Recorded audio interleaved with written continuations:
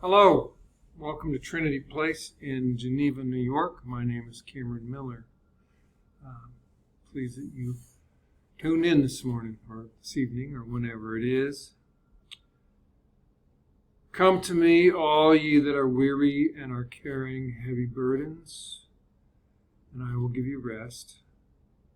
Take my yoke upon you and learn from me, for I am gentle and humble in heart, and you will find rest for your souls. For my yoke is easy, and my burden is light. That was Jesus. And today's reading from Matthew, burdens and yokes. We all have them. Some of us, like old lumbering oxen, are no longer even aware of the weight we carry while we soldier on through life. But you know, Jesus was smart as hell. I mean, really, Jesus must have had a sky-high emotional IQ. He was able to read and understand people in depth. Not only were his stories and his parables penetrating, rascally, and insightful, he also had those reversal sayings that came through the back door and smacked the listener upside of the head. The Good Samaritan, an oxymoron. A camel threading the eye of a needle, absolutely impossible. Those who love their life will lose it. Those who find their life will gain. Those who lose their life will gain it. A paradox.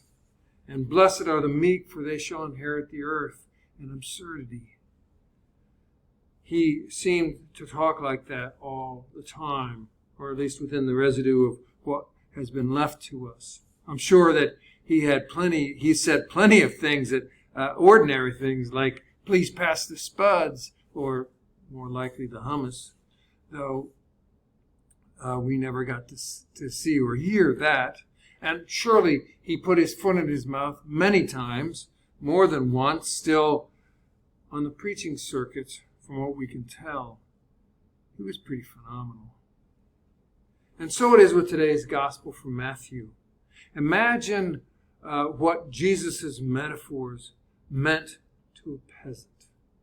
Seriously, a yoke that's easy, a burden that's light. In first century Galilean peasant, burdened by debt and taxes owed to Roman absentee landlords, they would never have experienced a light burden nor an easy yoke. To them it must have been a horrid oxymoron, or maybe just a reverse logic meant to be shattering like a Zen koan. But the wisdom teacher is waiting for us in these bushes, in these ancient reversal sayings. He's going to jump out and rattle the cage of our logic, in which we then open to the new insights, or we slam shut, refusing entry.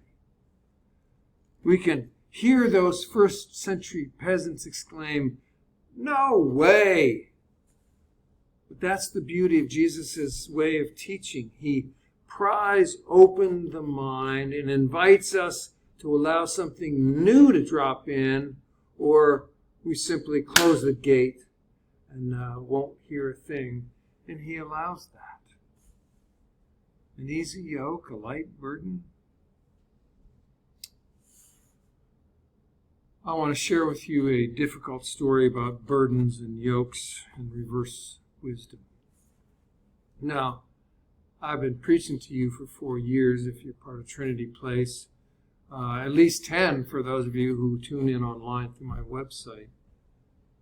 I fear telling the same story twice. I'm sure that I have and not known it, but if I have, just sort of politely nod your head and indulge my ridiculousness. And a word about this story. It's deeply disturbing. It includes an attempted suicide. Before I became a priest, I worked in an inpatient mental health unit. I was a therapy aide, And one of the residents that I remember most all these years later was a 30-something-year-old woman who I simply could not warm up to. In fact, even though I hate to admit it, I sometimes found it difficult to care about her. On her second admission, she was placed on suicide watch because she had tried to kill herself several times. We took away her belt, her shoelaces, her sheets, her razors. We even took away plastic dinner knives to make sure that she could not harm herself. And we keenly observed her. Now, she was very quiet. Maybe, I don't know what she was like outside the mental health unit, obviously, but there she was an extreme introvert. And I confess that bothered me a lot. Looking back, I realized that I was bothered because I couldn't make contact with her. I never had any sense that I knew what she was thinking or feeling. There was just this kind of dead space between us. One day on my shift, as I walked past her room, she was hanging from the ceiling. She had tied one sleeve of a nylon parka to the sprinkler pipes overhead and had the other sleeve around her neck. She was still alive, and my adrenaline shot through me immediately. I yelled for help and ran into her room. And my first instinct was to grab the nylon parka and try to rip it apart. I don't know whether it took me a second or a minute to realize that was ridiculous, that couldn't be done. So I then called for help and grabbed her legs and held her up. People came running, of course, and the coat was cut, and I lifted her down, and she was taken to the emergency room. She lived. But instead of being elated, or even thinking that I had saved her life, I was angry. My anger lingered, and my anger confused me. Everything about her aroused my anger, and in that anger I felt, guilty, ashamed, but still angry. You perhaps recognized quicker than I did why she evoked anger inside me. And it was because I felt powerless with her. An otherwise large, strong, competent person, male, I was reduced to feeling impotent. Take, for example, my immediate impulse to tear the nylon parka with my bare hands, which, of course, is impossible. But it shows how routinely I depended upon my physical strength for things. The fact that I could never connect with her diminished my confidence in intuitive capacity and relational skills. My inability to get her to respond to me and my growing anger about that revealed how important it was to me for other people to respond positively to my efforts. All my normal abilities, my sense of power that those abilities normally provide for me, were thwarted in her presence and intensified in the experience around her attempted suicide. I'm telling you all this right now because it sounds as if it was perfectly obvious to me at the time, but in fact, it was grist for more than one therapy session, I can tell you. Like the way that Jesus invited peasants to imagine an easy yoke or a light burden, one therapist I had asked me to intensify that anger. Rather than ignore it or moderate it or numb it or intellectualize it, she encouraged me to intensify the anger, make it bigger. When I made that anger bigger, I could suddenly see it. My anger was aroused by powerlessness, my powerlessness. I wasn't angry with that struggling woman. I was angry at my own powerlessness. It was powerlessness I feared, and that which drew me into my fear made me angry. That which drew me into my fear made me angry.